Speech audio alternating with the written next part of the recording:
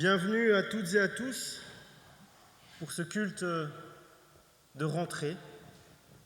Alors ça fait du bien de se revoir après les 2 mois d'été, d'être tous ensemble. Et pour bien commencer, nous aurons 2 confirmations lors de ce culte. Nous aurons la joie d'avoir la confirmation d'Amélia Honoré et d'Abigail Honoré au terme d'un long cursus de catéchisme. Voilà.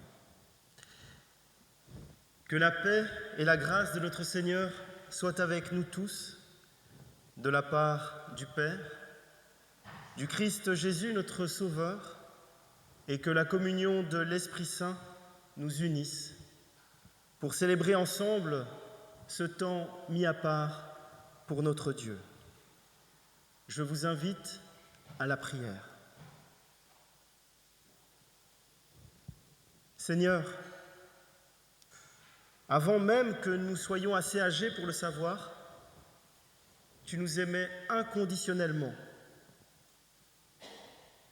Sans cet amour, sans limite, notre existence ne serait qu'une succession d'épreuves. Sans cet amour extravagant, nos mots, nos actions et nos prières seraient vaines. Seigneur, remplis-nous de ton amour. Amen. Et nous chantons ensemble, à la page 246, le cantique 21-15. Donc c'est à la page 246. Le 21-15, venez le célébrer et nous le chanterons 2 fois de suite.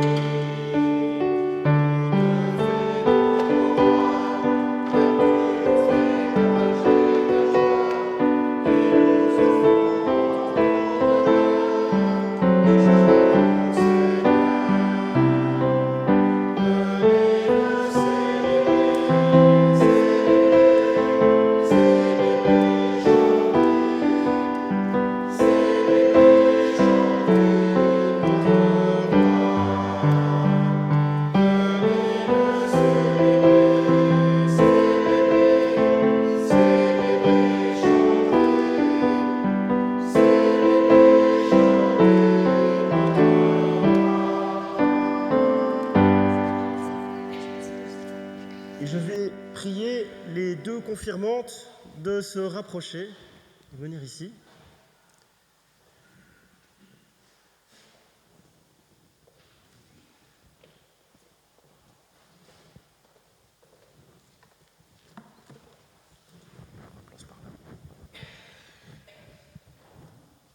Chères confirmantes,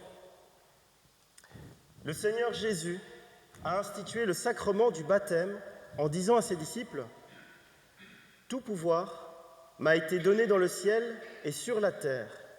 Allez parmi tous les peuples et faites des disciples. Baptisez-les au nom du Père et du Fils et du Saint-Esprit, Enseignez-leur à garder tous les commandements que je vous ai donnés. Et voici, je suis avec vous tous les jours jusqu'à la fin du monde. Dieu est votre Père, qui vous a adoptés. Jésus-Christ, votre Sauveur, qui vous appelle à la plénitude de la vie. Et le Saint-Esprit est votre consolateur, qui vous conduira sur des chemins toujours nouveaux. Aujourd'hui, vous confirmez votre baptême, et ce jour de confirmation est une étape importante dans votre vie de baptisé. Vous êtes appelés à grandir dans la foi, à vivre selon la grâce que vous avez reçue, en demeurant dans la communion de l'Église, dont Jésus-Christ est le berger. Vous avez été baptisés au nom du Père et du Fils et du Saint-Esprit. Dieu vous a aimé le premier. Savez-vous que, conduits par l'Esprit Saint, vous êtes devenus des amis de Jésus-Christ ? Oui, je le sais.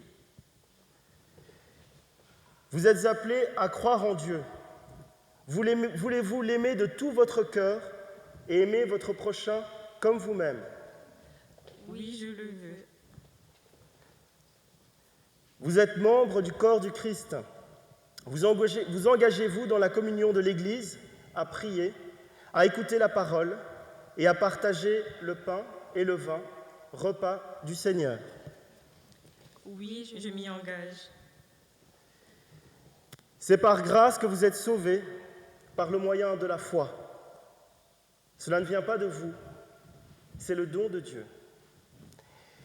Et nous allons chanter ensemble, nous lever et chanter ensemble le cantique 45-10 à la page 691, « J'ai soif de ta présence », le 45-10.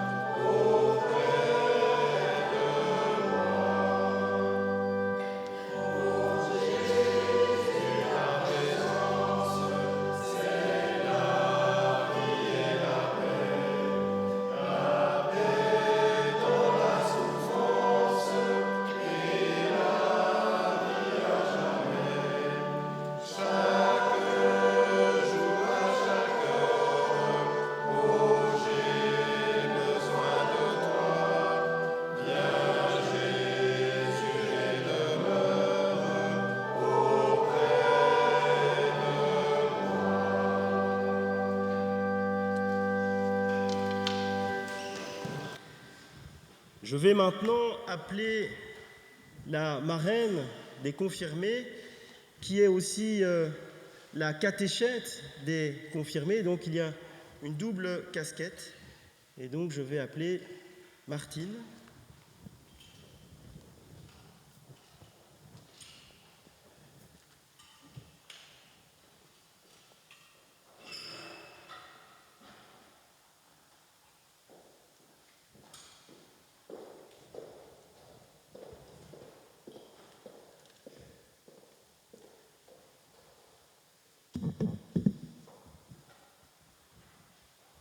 On va tomber. Voilà.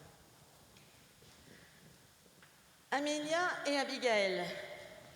J'ai fait votre connaissance un dimanche matin. Vous étiez de magnifiques petites filles qui accompagnaient leur papa.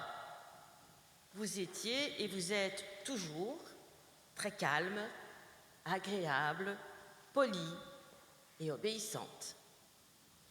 Pendant la prédication, vous avez suivi votre grande sœur dans la salle arrière pour recevoir un enseignement biblique. Vous aviez environ 3-4 ans. Enfin, Jean-Yves n'était plus le seul enfant de la paroisse. Dimanche après dimanche, vous veniez fidèlement écouter la parole de Dieu.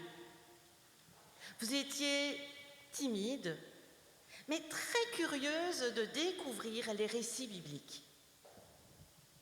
Ce fut pour moi une grande joie de vous annoncer la bonne nouvelle. Vous avez toujours été très volontaire pour préparer et participer aux cultes spéciaux, réaliser les bricolages, les activités diverses comme les jeux de société biblique. J'ai essayé de vous apprendre des chants et des danses pour louer Dieu.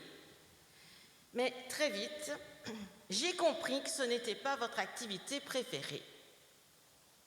Lorsque vous avez atteint l'âge du catéchuménat, j'ai continué à me tenir à votre disposition pour répondre à vos questions et j'ai essayé d'approfondir les thèmes découverts en éveil biblique. Vous avez commencé votre enseignement avec les jeunes de la paroisse de Boussu. Pour diverses raisons, nous avons poursuivi les 2 années suivantes entre jeunes de Carnion. Vous avez été d'une régularité exemplaire. Toutes les séances de catéchisme, vous étiez présentes, le mercredi ou le vendredi, en fonction de vos horaires de cours.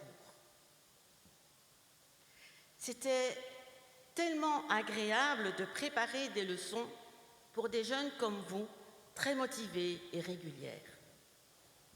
Maintenant, vous confirmez votre baptême. Je suis très fière de vous. Vous m'avez demandé pour être votre marraine de confirmation et c'est un immense cadeau de confiance que vous me faites. Merci. Je ferai de mon mieux pour vous accompagner sur votre chemin spirituel et être présente pour chacune de vous. Comme je vous le répète souvent, nous n'avons jamais fini de découvrir la parole de Dieu. Notre relation avec Dieu se construit jour après jour. Elle est une expérience unique et personnelle à vivre. Dieu sera toujours à vos côtés, même si parfois vous aurez l'impression d'être seul. Mais ce ne sera qu'une impression, car je peux vous certifier que Dieu vous soutiendra toujours dans tous vos projets. Les seuls conseils que j'ai à vous donner sont les suivants. 1. N'oubliez jamais de prier avant toute décision importante de votre vie. Et 2. Gardez en mémoire que les piliers de la foi sont la prière individuelle, la prière communautaire, la lecture et l'étude de la Bible, ainsi que la participation au culte et à la scène. Je vous ai choisi à chacune un verset biblique à méditer pour la suite de votre cheminement. Vous le découvrirez vous-même tout à l'heure. Pour Abigail, je t'ai choisi Proverbe 3, versets 1 à 6.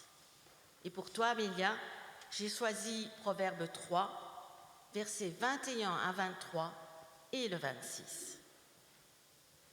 Que l'Éternel vous bénisse, vous guide et vous accompagne au nom du Père, du Fils et du Saint-Esprit.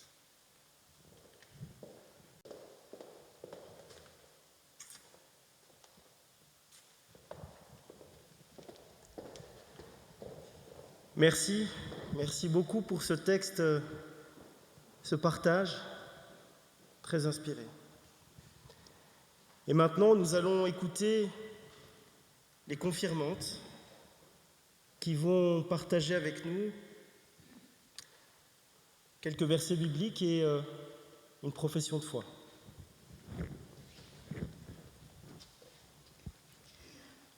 Pour mon choix de versets, j'en ai pris 2 que je trouvais assez complémentaires. Donc Matthieu chapitre 6, verset 34. « Ne vous inquiétez donc pas du lendemain, car le lendemain prendra soin de lui-même, à chaque jour sa peine. » Et Galates 2, chapitre 20. « J'ai été crucifié avec Christ, ce n'est plus moi qui vis, c'est Christ qui vit en moi, et ce que je vis maintenant dans mon corps, je le vis dans la foi au Fils de Dieu qui m'a aimé et qui s'est donné lui-même pour moi. » Ces versets, je les trouve assez importants pour mon quotidien parce que je suis une personne plutôt anxieuse par rapport au futur. J'imagine souvent le pire, ce qui fausse mon chemin de vie. Ces versets me rappellent alors que cette inquiétude est vaine, car Dieu est là pour moi, en moi, et qu'il ne me laissera pas tomber. Je dois lui remettre ma confiance totale et tout se passera bien de la manière dont il le souhaite. Ainsi, je vivrai pleinement dans ma foi en lui. Je crois en Dieu, le Père Tout-Puissant, celui qui me connaissait déjà avant même de me former dans le ventre de ma mère. C'est un Dieu d'amour et de bienveillance, et c'est grâce à cela qu'il nous a envoyé sa parole vivante, son Fils unique, Jésus-Christ, auquel je crois tout aussi fermement. Il est venu rempli de la grâce de Dieu, afin de nous sauver en se sacrifiant pour acheter et pardonner nos péchés. Il est bien plus qu'un simple homme, parce qu'il est le chemin, la vérité et la vie, la lumière du monde dans les ténèbres. C'est une épaule sur laquelle nous pouvons nous appuyer quand nous nous portons mal. Il est toujours présent, peu importe la situation. Je crois aussi en l'Esprit Saint que Dieu a placé en chacun de nous, nous transformant ainsi en son temple. Il remplit nos cœurs de son amour, afin que le Christ vive à travers nous. Amen. Merci.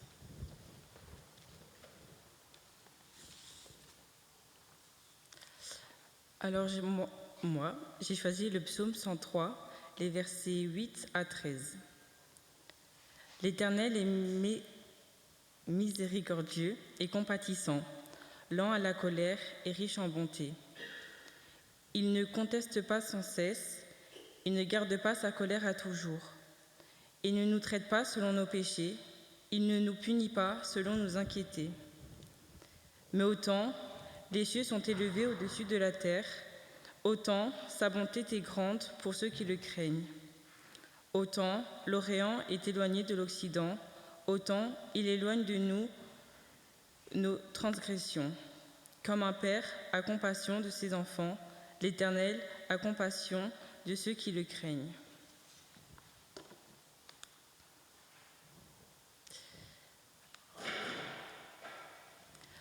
Ce psaume exprime reconnaissance et amour envers Dieu. Il rappelle qu'il est bon, patient, plein de compassion, qu'il pardonne, relève et nous connaît au-delà de nos fautes. J'ai grandi dans une famille chrétienne, habituée à aller à l'église sans vraiment comprendre pourquoi. Pour moi, c'était une routine, mais en grandissant et en traversant des épreuves, j'ai découvert peu à peu qui est vraiment Dieu. Il y a des moments où j'étais loin de lui, où ma foi était faible, où j'ai commis des erreurs, pourtant Dieu ne m'a jamais abandonnée. Il a mis sur mon chemin des personnes, des paroles et des signes pour me rappeler son amour. Aujourd'hui, je comprends que Dieu n'est pas une habitude, il est réel, vivant, et c'est lui qui nous relève, transforme et donne la paix quand on n'en a plus. Je crois en Dieu, le Père, créateur de l'univers, source de toute vie et de tout amour. Il est fidèle et patient, plein de bonté et de tendresse. Il nous aime avant même que nous sachions l'aimer.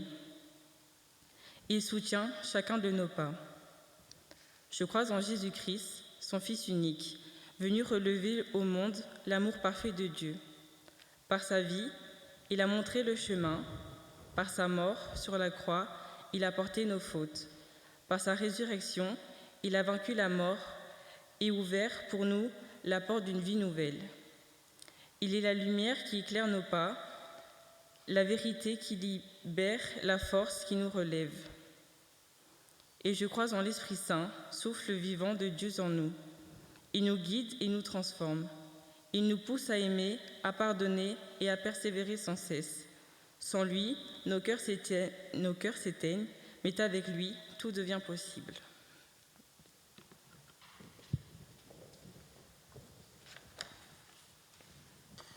Et nous nous levons pour chanter ensemble le cantique 52-17 à la page 858, Libre de nos chaînes. Donc c'est à la page 858, le 52-17.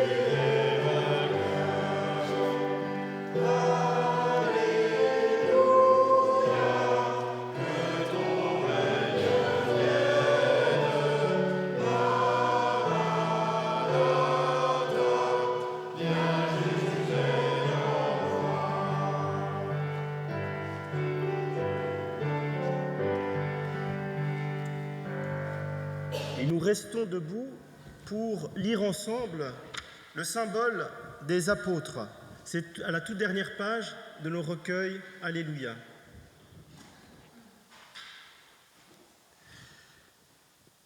Je crois en Dieu, le Père Tout-Puissant, Créateur du ciel et de la terre.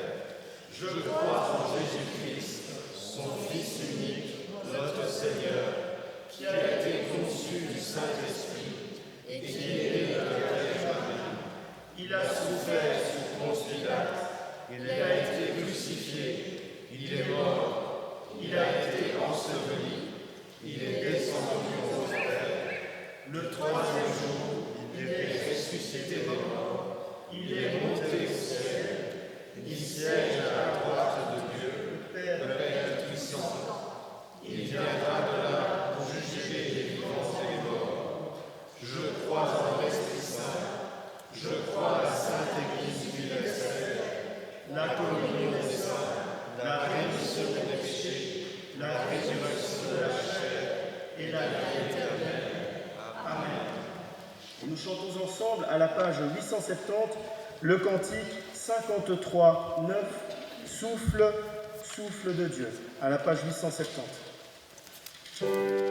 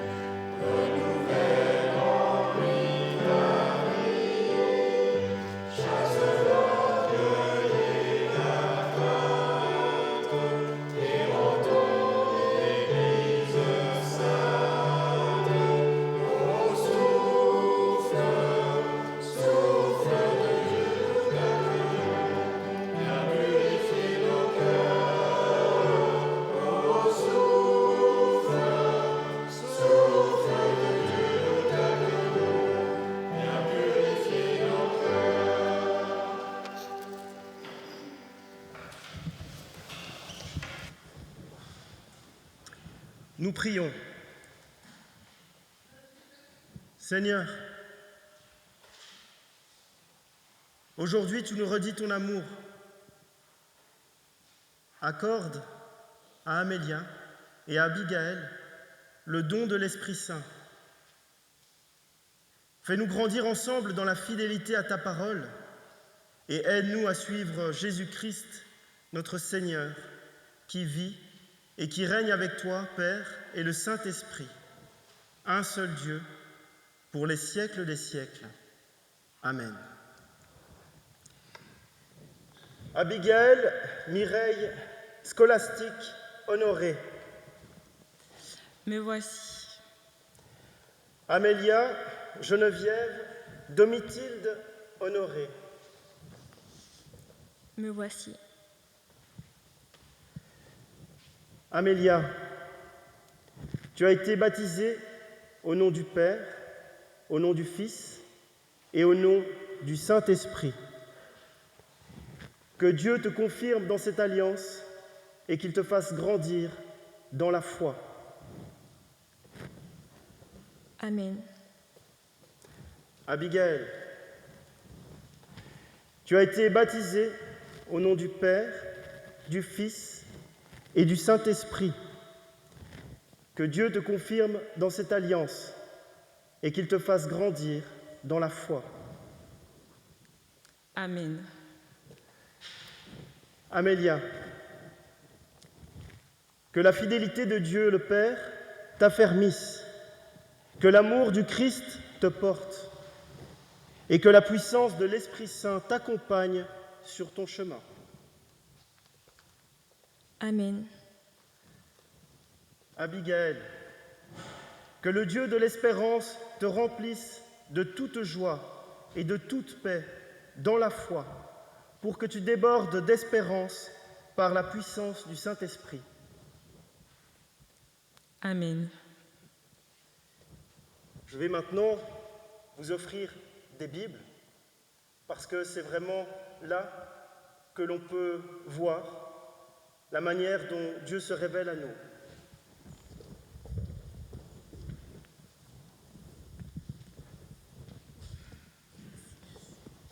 Vous pourrez toujours y trouver de l'inspiration pour vos vies.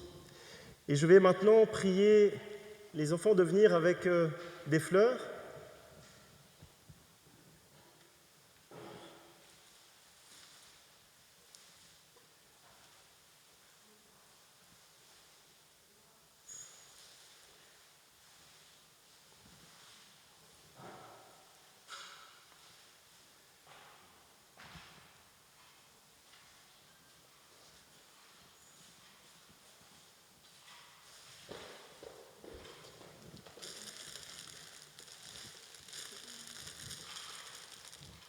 Et ce n'est pas tout, je crois qu'il y a un prof d'anglais dans la salle.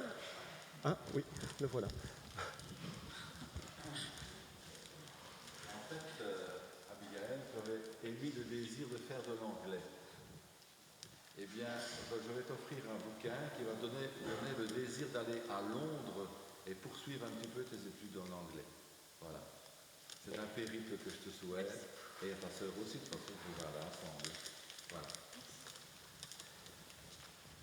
Et alors, ce n'est pas tout, je crois qu'il y a encore autre chose.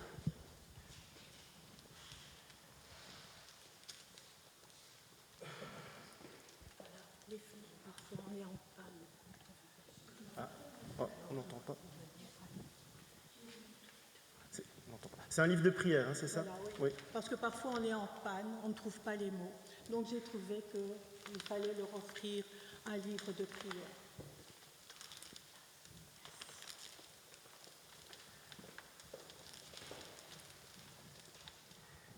Que la grâce de notre Seigneur Jésus-Christ, que l'amour de Dieu et la communion de l'Esprit Saint soient avec vous. Allez dans la paix du Seigneur.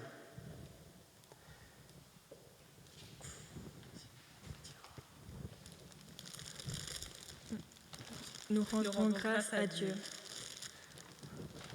Aujourd'hui, vous avez franchi une étape importante dans votre vie. Continuez votre route avec Dieu. Cette maison vous est toujours ouverte et vous y êtes les bienvenus. Frères et sœurs en Christ, chrétiens de cette assemblée, veillons à ce que ces jeunes puissent trouver auprès de nous l'aide et l'affection dont elles ont besoin.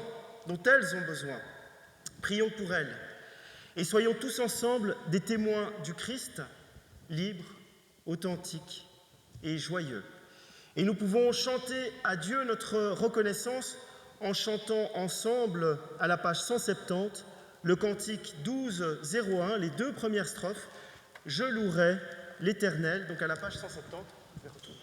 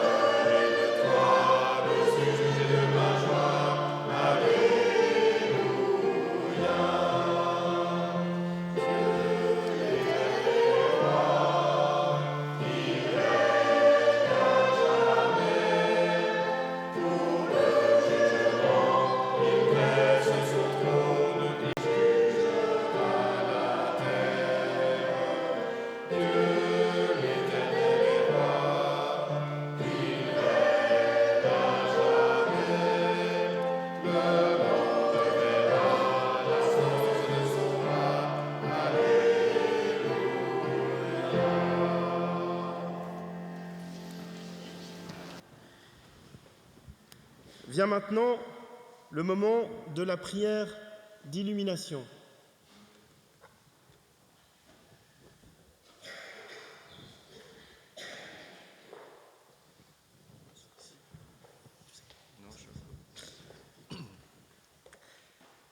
Si tu ne viens pas toi-même ouvrir les Écritures, notre lecture sera pauvre et notre compréhension limitée.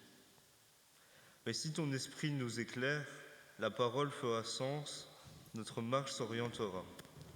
Le chemin à suivre se relèvera alors à nos yeux. Saint-Esprit, viens ouvrir notre cœur et notre intelligence à la compréhension de la parole. Amen. Et nous avons comme première lecture Proverbe 8, les versets 32 à 36, et comme deuxième lecture Luc 14, les versets 25 à 33.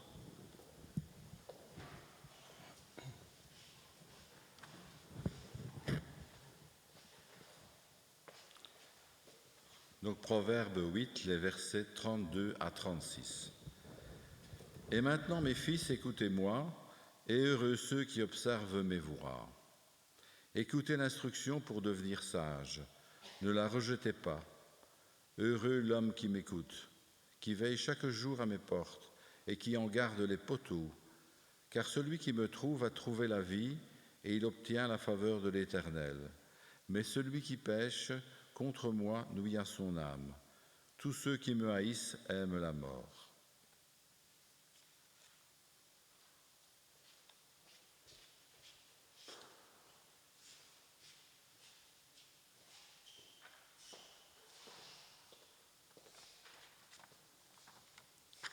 Évangile de Luc, chapitre 14, les versets 25 à 33. De grandes foules faisaient route avec Jésus. Celui-ci se retourna et leur dit : « Si quelqu'un vient à moi, et s'il ne hait pas son père, sa mère, sa femme, ses enfants, ses frères et ses sœurs, même sa propre vie, il ne peut être mon disciple. Et quiconque ne porte pas sa croix et ne me suit pas, ne peut être mon disciple. Car lequel de vous, s'il veut bâtir une tour, ne s'assied d'abord pour calculer la dépense et voir s'il a de quoi la terminer, de peur qu'après avoir posé les fondements, il ne puisse l'achever et que tous ceux qui le verront se mettent à le railler, en disant : cet homme a commencé à bâtir et il n'a pu l'achever? Ou quel roi, s'il va faire la guerre à un autre roi, ne s'assied d'abord pour examiner s'il peut, avec 10 000 hommes, marcher à la rencontre de celui qui vient l'attaquer avec 20 000? S'il ne le peut, tandis que cet autre roi est encore loin, il lui envoie une ambassade pour demander la paix. Ainsi donc, quiconque d'entre vous ne renonce pas tout à fait à ce qu'il possède ne peut être mon disciple.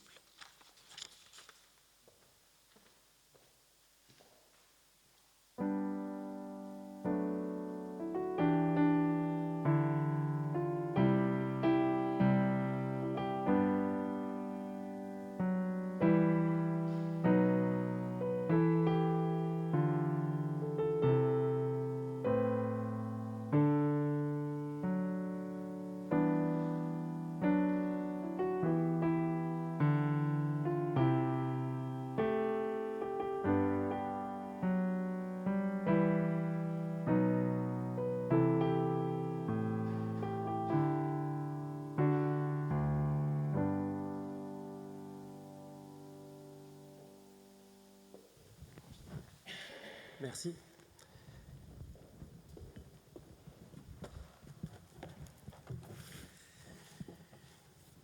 Des foules nombreuses suivent Jésus, comme un troupeau ballotté et fluctuant. Mais Jésus interrompt brusquement cette marche pour appeler chacun à un choix radical. Si quelqu'un vient à moi, sans haïr sa famille et jusqu'à sa propre vie, il ne peut être mon disciple. C'est là une phrase très difficile et qu'il est important d'éclairer. Luc rappelle avec cet épisode que suivre le Christ peut conduire à une rupture radicale. L'appartenance à un clan familial et à un groupe religieux ancestral constitue l'organisation même de la société antique. S'en détacher, c'est partir dans l'inconnu. Et le texte de Luc évoque les choix et les épreuves que les disciples auront à vivre en raison de leur foi. La phrase est brutale, peut-être pour marquer le caractère tranchant du détachement. Mais attention, Jésus ici ne balaye pas d'un coup de main le commandement du décalogue « Honore ton père et ta mère ». Il ne balaye pas non plus l'affirmation que Dieu est amour. Jésus nous appelle plutôt à nous délester de ce qui nous empêche d'aimer Dieu et notre prochain. Mais n'éteignons pas le caractère provoquant de ce verset. La condition de disciple appelle parfois à des arrachements pour permettre des attachements plus grands et plus nobles. Si nous voulons être disciples de Jésus, lorsqu'il y a conflit entre deux légitimités, c'est la fidélité au Christ, à la justice, au véritable amour de Dieu et du prochain qui doivent l'emporter. Et cela doit être le cas jusqu'au renoncement à faire de nous-mêmes le but ultime de notre vie. Première condition pour être disciple, faire le choix d'un amour préférentiel pour Jésus. L'amour préférentiel pour Jésus ne doit pas conduire à avoir du mépris pour les relations qui tissent nos vies. Nous savons combien l'amour filial, l'amour conjugal, l'amour fraternel sont sacrés pour le Seigneur. Mais l'amour de Dieu qui les traverse tous et les anime tous, eh bien, l'amour de Dieu doit en être la source, le fondement, la racine. Luc, dans cet évangile, en nous transmettant ces paroles de Jésus, nous rappelle le primat de l'amour du Seigneur sur tout autre amour. Pour le disciple de Jésus, il ne s'agit pas d'aimer Jésus et d'aimer moins les autres, pas du tout. Il s'agit de mettre l'amour de Jésus à la base, à la source de tous les autres amours. On ne naît pas chrétien, mais on le devient, et c'est un parcours pas toujours évident. Et disciple signifie suiveur, suivre les traces du Maître, être comme lui, penser comme lui, vivre comme lui. Le disciple vit avec le Maître et l'accompagne, et le Seigneur enseigne par des actes et des paroles. À titre d'exemple, dans la Bible, nous avons entendu de sa bouche plusieurs fois que Dieu est à la première place, il a la première place dans l'existence, et nous avons aussi pu admirer la relation entre Jésus et le Père Céleste, une relation intime où dignité et confiance se mêlent, une relation entretenue par la prière. Aujourd'hui, le Seigneur nous parle avec des termes clairs. Le disciple authentique doit aimer avec tout son cœur et toute son âme notre Seigneur au-dessus de tout lien, y compris le plus intime. Jésus doit occuper la première place. Luc nous dit que la première condition ou exigence pour être disciple, c'est de ne rien préférer à l'amour de Jésus. Pourquoi cela ? Parce que Jésus lui-même nous a préférés à tout. Ne rien préférer à l'amour de Jésus, c'est la réponse du disciple à l'amour du Christ pour nous. La seconde exigence se trouve un peu plus loin dans le texte. Quiconque ne porte pas sa croix et ne vient pas derrière moi ne peut pas être mon disciple. Par ces paroles, Jésus nous rappelle le prix de la grâce. Et là, je vais citer le pasteur Dietrich Bonhoeffer. La grâce qui coûte, c'est le trésor caché dans le champ. À cause de lui, l'homme va et vend joyeusement tout ce qu'il a. La grâce qui coûte, c'est l'appel de Jésus-Christ. L'entendant, le disciple abandonne ses filets et le suit. La grâce coûte cher, d'abord parce qu'elle a coûté cher à Dieu, parce qu'elle a coûté à Dieu la vie de son Fils. Vous avez été acquis à un prix élevé, parce que ce qui coûte cher à Dieu ne peut pas être bon marché pour nous. Elle est grâce d'abord parce que Dieu n'a pas trouvé que son Fils fût trop cher pour notre vie, mais qu'il l'a donné pour nous. La grâce qui coûte, c'est l'incarnation même de Dieu. Il me semble que dans ce passage de l'évangile de Luc, nous sommes invités à regarder Jésus dont la vie, toute la vie, a été marquée par un amour préférentiel pour le Père, dont son cœur d'homme brûlait.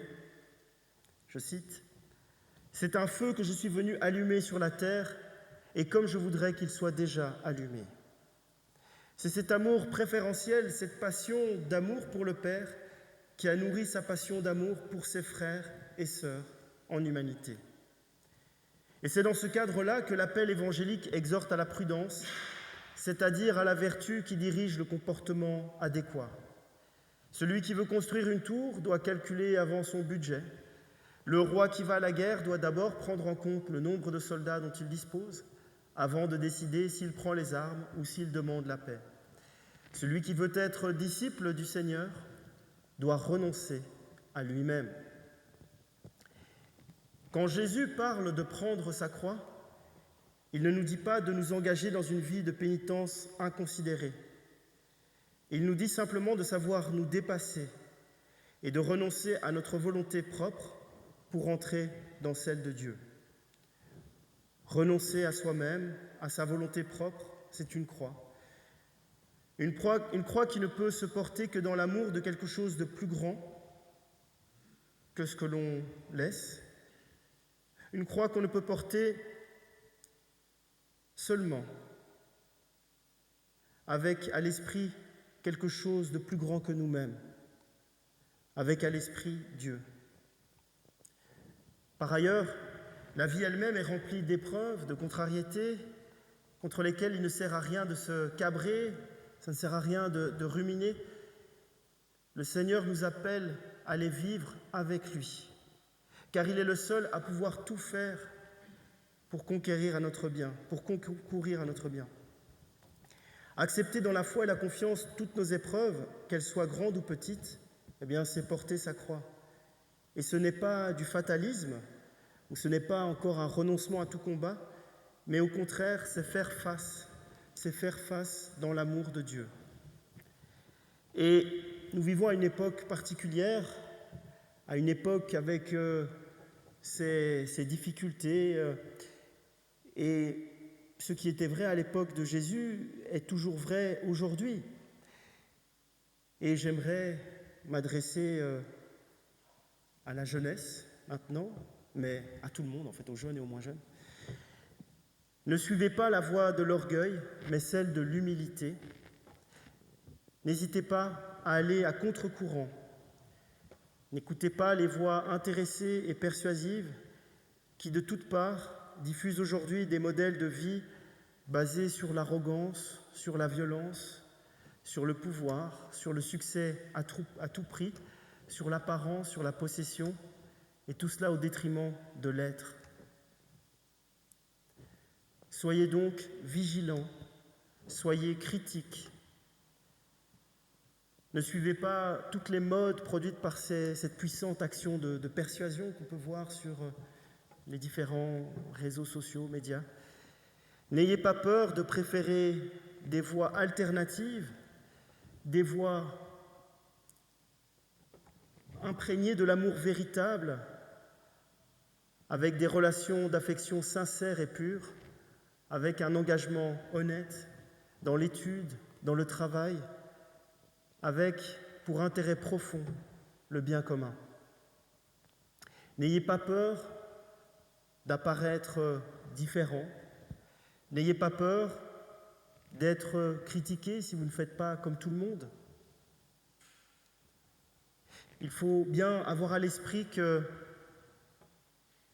nos contemporains, tous, et en particulier ceux qui semblent le plus éloignés de la mentalité et des valeurs de l'Évangile, eh bien tous ont un besoin profond de voir quelqu'un qui ose vivre selon la plénitude d'humanité manifestée par Jésus-Christ. Et on peut en quelque sorte dire, oui, on est tous un peu convaincus qu'il faut faire, grosso modo, ce que la Bible dit, mais nous ne sommes pas des héros, c'est difficile. Eh bien, chers frères et sœurs, justement, il ne s'agit pas d'être un héros, il s'agit de devenir des saints, et la sainteté, c'est un don de Dieu. Parce que Dieu est toujours là, il ne nous laisse jamais seuls. Il ne nous laisse jamais seuls dans nos épreuves. Alors soyez saints, comme je suis saint, nous dit le Seigneur. Amen.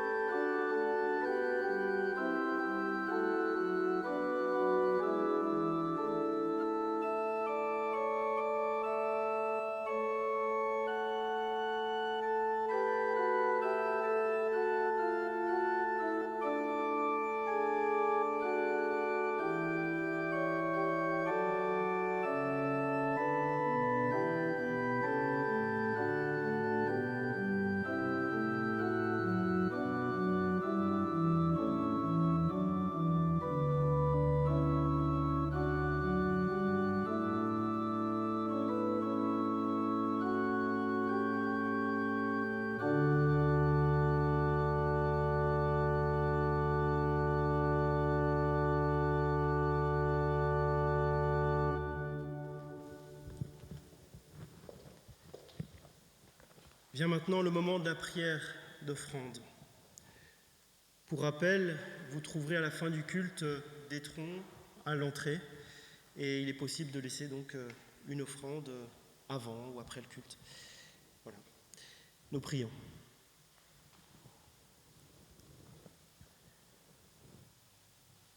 Dieu notre Père,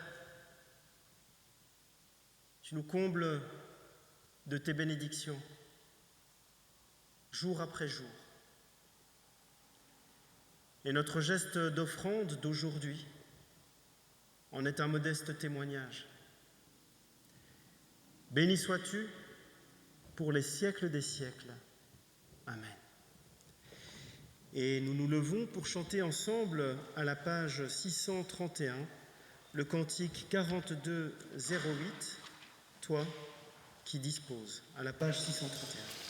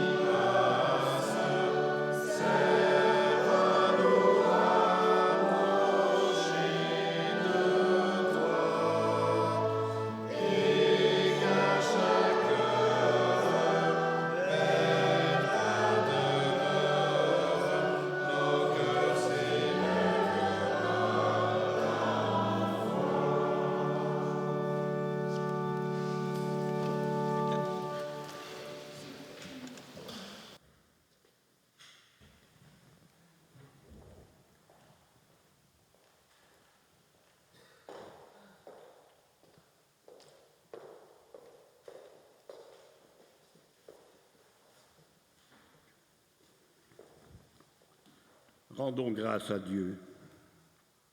Seigneur notre Père, dans ta sagesse et ta bonté, tu as préparé nos cœurs à reconnaître ton Fils comme le Sauveur du monde. Dès les jours anciens, tu as révélé ta loi à ton peuple par la bouche de tes serviteurs. Tu as promis un libérateur. Et quand les temps furent accomplis, tu as envoyé ton Fils, qui est l'empreinte de ta personne et le rayonnement de ta gloire. Par lui, la vie éternelle nous a été manifestée et la lumière a resplendi dans nos ténèbres. C'est pourquoi, avec les forces du ciel, avec les patriarches et les prophètes, avec les justes de tous les âges, nous célébrons ton immense amour. Et je vous invite à chanter du cantique 62-42 de la page 983, debout.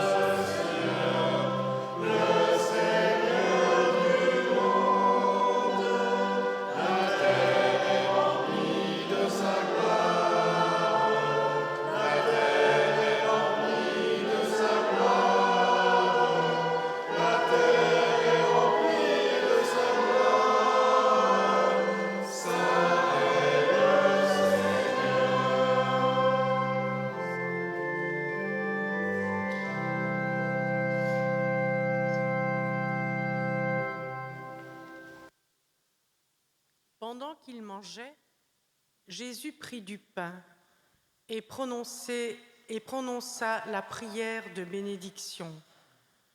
Puis il le rompit et le donna aux disciples en disant : « Prenez, mangez, ceci est mon corps. » Il prit ensuite une coupe et remercia Dieu. Puis il la leur donna en disant : « Buvez-en tous, car ceci est mon sang, le sang de la nouvelle alliance, qui est versé pour beaucoup, pour le pardon des péchés. Je vous le dis, je ne boirai plus désormais de ce fruit de la vigne jusqu'au jour où je le boirai nouveau avec vous dans le royaume de mon Père. » Prions le Seigneur. Père, au moment de nous approcher de cette table, nous faisons mémoire des paroles et des gestes de Jésus-Christ, de sa mort, de sa résurrection, et nous attendons son retour. Maintenant, nous allons partager le pain et le vin de ton repas. C'est toi qui nous invites. Nous arrivons avec ce que nous sommes, avec notre faim et notre soif. Que vienne ton esprit, et ce repas sera un partage entre des frères et des sœurs, une mémoire de la croix, une nourriture pour la prière, une grâce pour notre foi. Amen. Le Christ nous a rejoints sur notre route. Il est là. Il chemine à nos côtés. Nous nous sommes arrêtés pour ce temps de culte et il nous invite à le retrouver dans le pain et le vin partagés. Venez, car tout est prêt, nous dit le Seigneur. Nous pouvons former un cercle autour de la table de communion. Le pain que nous rompons est communion au corps de notre Seigneur Jésus-Christ. La coupe de bénédiction par laquelle nous rendons grâce est communion au sang de notre Seigneur Jésus-Christ, sang de la nouvelle alliance.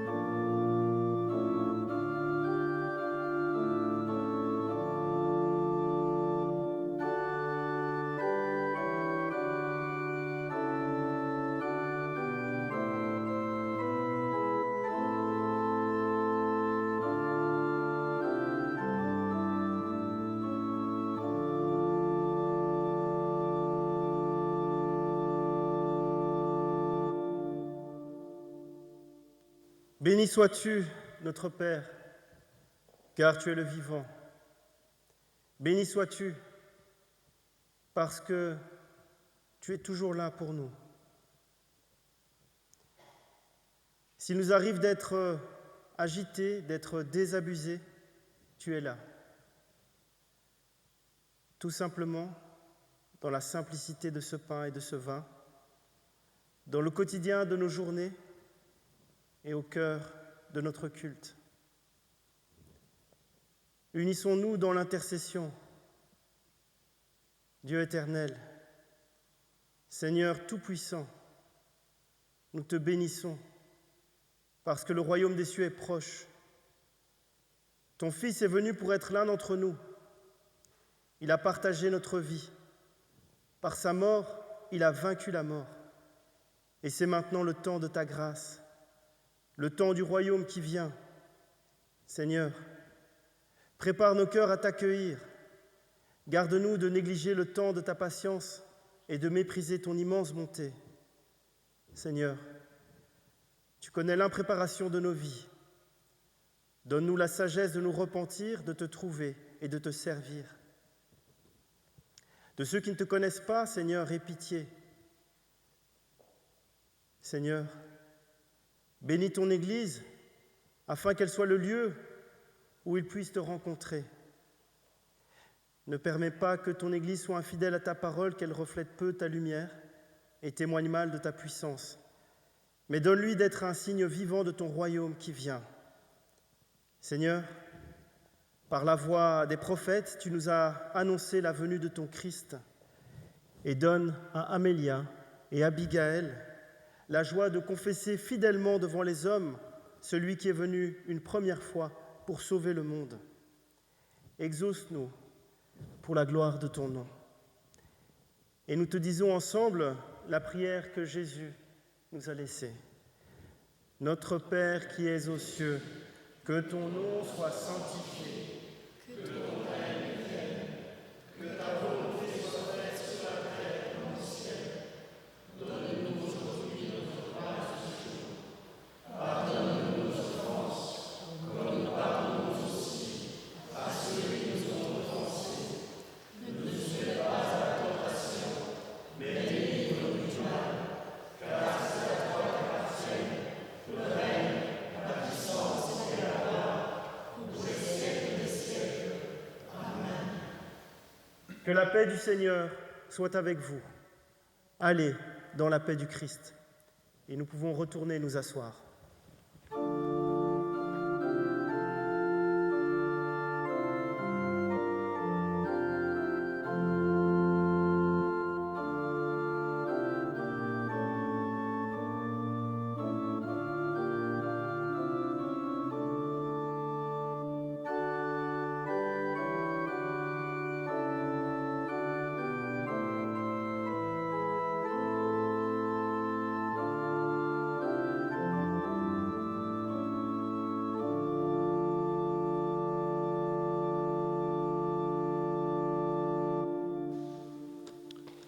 En ma qualité de président du consistoire, je sais que le consistoire me suivra.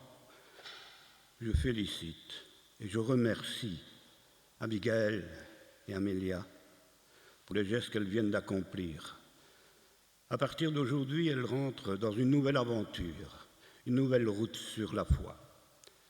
Et nous tous ici, nous allons les accompagner. Merci à vous. Quelques annonces, bien sûr, il y a le repas après le culte. Tout est prêt, j'espère. On verra. Enfin, il y a du café déjà, même pour ceux qui ne mangent pas ici. Il y a du café dans la salle. Alors, quelques annonces. J'ai oublié la date de l'interconsistoire, mais je crois que ça doit être début octobre. On l'annoncera plus tard. Le conseil d'administration, lui, se réunira pour le 3e trimestre le 13 septembre à 14h. Et le 19 octobre, il y aura ici un ciné-débat avec pour thème, et il y a des affiches, Miracle du ciel, miracle avec S. Alors, donc j'en reviens à notre repas campagnard, après le culte. Après ce repas, à 15h30, il y a un concert du groupe Essentiel. Vous verrez, c'est un groupe de jeunes avec les guitares, n'est-ce pas? Pour vous signaler que le groupe Essentiel participera au rassemblement régional que je vous annonce. Le groupe Essentiel, lui, s'occupera de la partie musicale pendant le culte et fera 2 concerts. Un concert le samedi soir, après les activités de la jeunesse, un concert réservé pour tous, et un deuxième concert le dimanche dans le courant de l'après-midi, mais je ne sais plus l'heure. Mais ça rien, ceux qui sont là ils auront le programme en main. Donc, rassemblement régional qui se déroulera le 27 et le 28 septembre au lac de Genneval, pas au lac, pas loin du lac de Genneval, il faut le dire comme ça. Voilà. Le festival Hop, qui lui se déroulera, il y a plusieurs dates d'ailleurs, mais ici pour nous c'est le 27 septembre. Le 27 septembre, il y a un car qui partira d'ici à 17h pour rejoindre le festival qui se déroulera à l'ING Arena à Bruxelles. Ça ne doit pas être loin du Heysel, je crois. Et après, il y aura une conférence de Stanley Graham, qui est le fils de Billy Graham et le responsable de la société Graham. Et cette conférence ou méditation sera suivie d'un concert de louanges. Il y a des affiches un peu partout, quelque part, vous pouvez voir un peu plus de détails. Le 14, dimanche 14, ici, dans la salle, il y aura à 14h, dès 14h, une formation à l'évangélisation qui est donnée par M. Jean-Daniel Leclerc. Donc ça, c'est le dimanche 14, la semaine prochaine, à 14h. Voilà, je crois que j'en ai fini avec les annonces. Il y en aura d'autres, mais ça, c'est pour la semaine prochaine.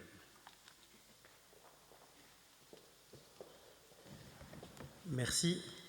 Alors juste pour dimanche prochain, c'est juste pour souligner que on a tous dans notre entourage des gens à qui on aimerait bien parler de Dieu et des fois c'est pas évident, on tourne autour du pot mais on n'ose pas aller à l'essentiel. Et donc cette personne qui vient de Bruxelles pour nous livrer un outil, donc le 14 septembre, dimanche prochain à 14h, donc c'est un outil qui s'appelle Je suis André et qui permet justement de vraiment témoigner auprès de nos proches, auprès de ceux qu'on peut côtoyer dans la vie de tous les jours. Et donc voilà, il va donner des outils vraiment très concrets pour pouvoir concrétiser ça. Donc vraiment, je vous recommande vraiment d'y aller. Donc c'est dimanche prochain à 14h, donc c'est ici. Et vraiment, ça vaut la peine parce que on est tous plus ou moins confrontés à ce genre de situation et c'est pas toujours évident de trouver les mots, c'est très délicat. Et donc là, il y a vraiment une méthodologie qui permet d'avancer par rapport à ça. Et nous nous levons pour l'exhortation et la bénédiction. Ah, je vois qu'il y a une annonce peut-être. Oui, mercredi, reprend le soutien scolaire, mercredi après-midi. Très important, merci. Donc l'école des devoirs reprend mercredi, donc à partir de 13h30 la garderie, 14h à 16h l'école des devoirs et jusqu'à 16h30 la garderie. Voilà, je pense que c'est à peu près tout. Voilà. Toi, mon frère, toi, ma sœur, quitte ce temple et partage la bonne nouvelle que tu as reçue avec ceux que tu rencontreras. Vis l'Évangile et le Christ sera ton compagnon fidèle. Dieu nous bénit et nous garde. Il nous accorde sa grâce. Il se tourne vers nous et nous donne la paix. Père, Fils et Saint-Esprit. Amen. Et nous chantons ensemble 2 fois, à la page 1005, le cantique 62-81, donc c'est à la page 1005, et nous le chantons 2 fois, que la grâce de Dieu.